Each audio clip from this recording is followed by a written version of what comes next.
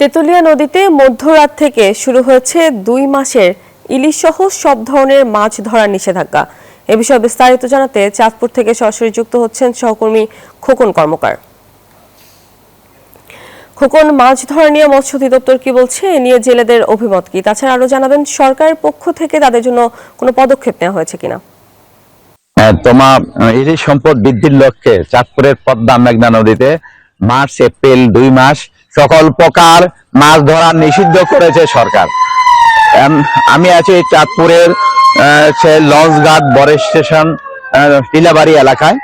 সেখানে দেখা যাচ্ছে জেলেরা তাদের জাল নৌকা বিভিন্ন সরঞ্জাম কিন্তু তুলে ফেলছে এবং তারা অভিযান পালন করছে।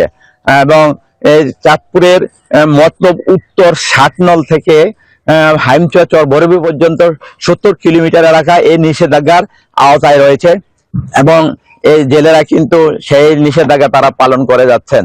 এবং জেলেরা যে এই জন্য জেলেদের জন্য 40 কেজি করে 60 কেজি 4 কিস্তিতে চাল বরাদ্দ রেখেছে সরকার। এবং জেলেদের দাবি, তাদের এই চালের সাথে সাথে তারা নগদ অর্থেরও কিন্তু দাবি জানিয়েছেন মৎস্য কর্মকর্তার কাছে। কিন্তু তারা মৎস্য কর্মকর্তা মোহাম্মদ তিনি আমাদেরকে ফারুকুল ইসলাম আমাদেরকে জানিয়েছেন যে 8000 জেলে পরিবারের মাঝে চিনি, লবণ, তেল, সেমাই সহ বিভিন্ন উপকরণ তাদের মধ্যে বরাদ্দ করা হবে আমাদেরকে জানিয়েছেন। এবং মৎস্য কর্মকর্তা বলছেন যে কোনো অসাধু জেলে যদি নদীতে মাছ ধরতে নামে তাহলে তাদের বিরুদ্ধে মৎস্য আইনে 2 বছর সর্বোচ্চ 2 বছর সশ্রম কারাদণ্ড অথবা সর্বোচ্চ 5 লক্ষ টাকা জরিমানা অথবা উভয় দণ্ডে দণ্ডিত বিধান মৎস্য আইনে রয়েছে।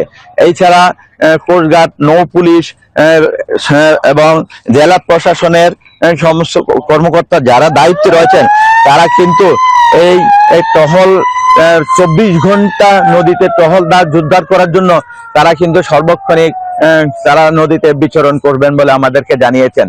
তো এই ছিল চাঁদপুরের পদ্মা মেঘনা নদীতে ইলিশ সংরক্ষণের অভিযানের অংশ হিসাবে সর্বশেষ তথ্য। আমি ফিরছি স্টুডিওতে তোমার কাছে। তোমা খোকন, ধন্যবাদ আপনাকে।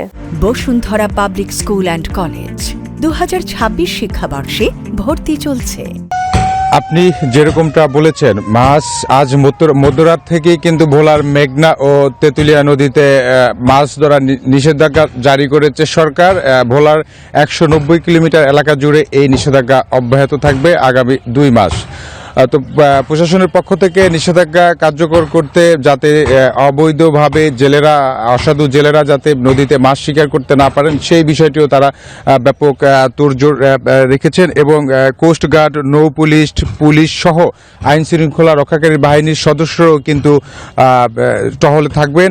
বিশেষ করে রাতের বেলায় কিন্তু টহলটা বেশি জোরদার করবেন। অনেক অসাধু জেলেরা রাতের বেলায় নদীতে গিয়ে মাছ শিকার করেন। এছাড়া প্রশাসনের পক্ষ থেকে মৎস্য বিভাগ জেলেদের জন্য কিন্তু যেই প্রণোদনার চাল রয়েছে সেই চালের ব্যবস্থা করেছেন।